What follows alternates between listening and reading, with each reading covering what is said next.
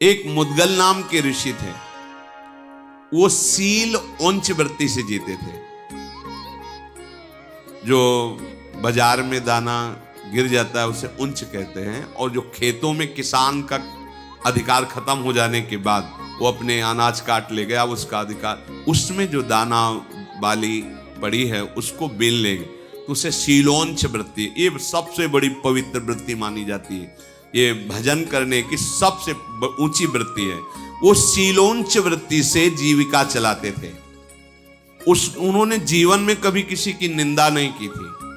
वो सदैव सत्य बोलते थे, और उनका एक व्रत था कि यदि उनके दरवाजे पे कोई अतिथि आ जाए तो जो भी अन्न प्राप्त हुआ चाहे सब पा जाए, वो रोकते नहीं थे।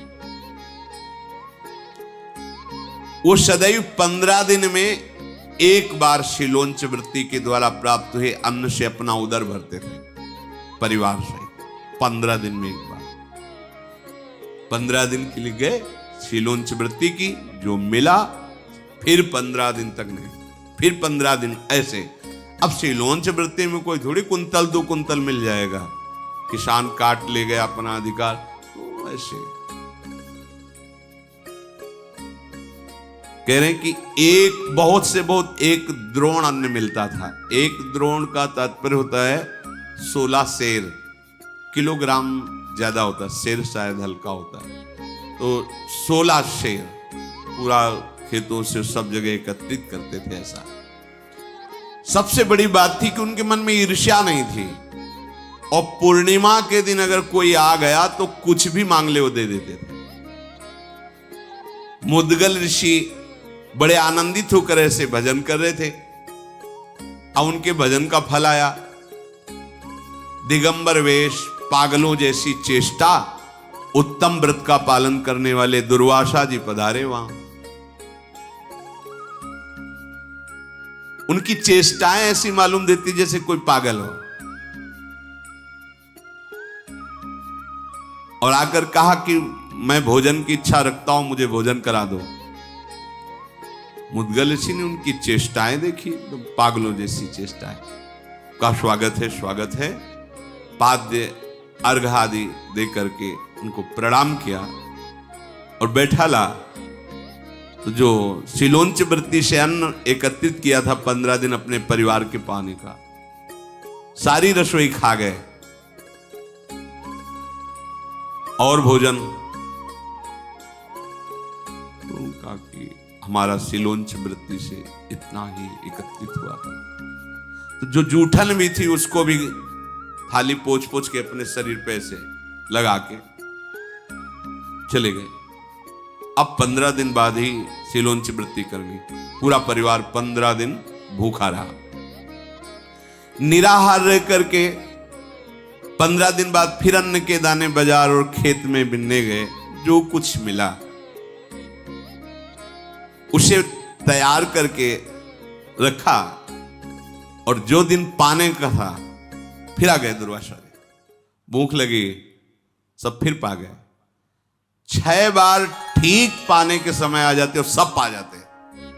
3 महीना, मतलब 3 महीना उन्होंने 90 दिन कुछ नहीं, दाना नहीं, क्योंकि उनका नियम था 3 महीना। पर उनके मन में कोई विकार नहीं आया। दुर्वासा जी बड़ी सूक्ष्मता से देखते कि भौं तो नहीं चढ़ी है, कुछ थोड़ा सा, ये धर्म है, अतिथि भूखा ना जाने पावे, गृहस्थ का सबसे बड़ा धर्म। एक रोटी दे दो, एक टुकड़ा दे दो, पर वापस मत करो, ऐसे दे दो। हाँ, आपके पास नहीं है तो आप बोलो कि अगर समय है तो आप रुक जाइए, नहीं तो तत्काल तो नहीं है, हम आपके लिए एक रोटी बना देते हैं। पता नहीं किस रूप में भगवान तुम्हारे दरवाजे आए।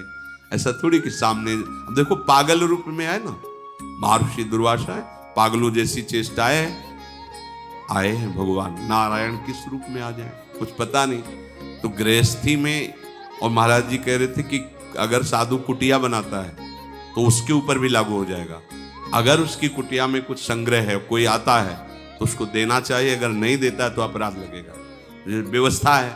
तभी कहा बाहर निकलो प्रसाद पवाने के समय, देखो कोई भूखा, कोई ऐसा तो नहीं है, अगर है तो उसको प्रणाम करो, आप प्रसाद पाएंगे, आप पाएंगे, वहीं दे दो। ठीक है, आप ऐसे नहीं तो वही दे दो, पर ये कर्तव्य करना चाहिए। बाहर निकलकर एक बार चारों तरफ देखना चाहिए। अगर कोई कुत्ता आदि भी है तो 2-4 रोटी लाए, टुकड़े डाल दे। कोई भूखा, कोई ऐसा, आप प्रसाद पाएंगे? आप पाएंगे, 2 रोटी दे दो। हमने ये कहते जितना दे दो। दुर्वासा जी ने देखा कि पूरा परिवार भूख से पीड़ित है, पर मुद्गल ऋषि के हृदय में कोई क्षोभ नहीं। बड़े प्रसन्न हुए और कहा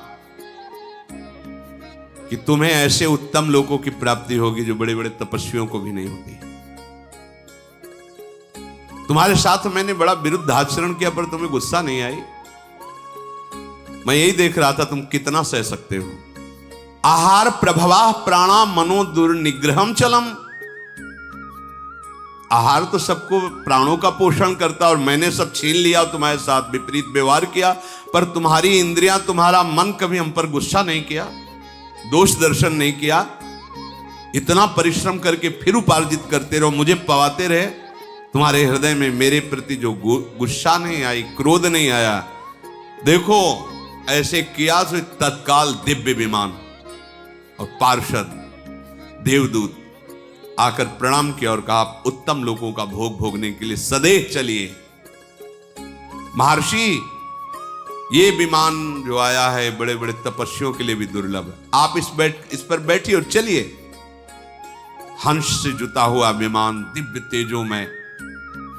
मुद्गल ऋषि ने कहा, ये विमान मेरे लिए है, कहां ले जाओगे? बोले, तुम्हें परम सिद्धि मिली, यहां से जो भी लोक चाहोगे उस लोक में जाओ और सुख भोगो।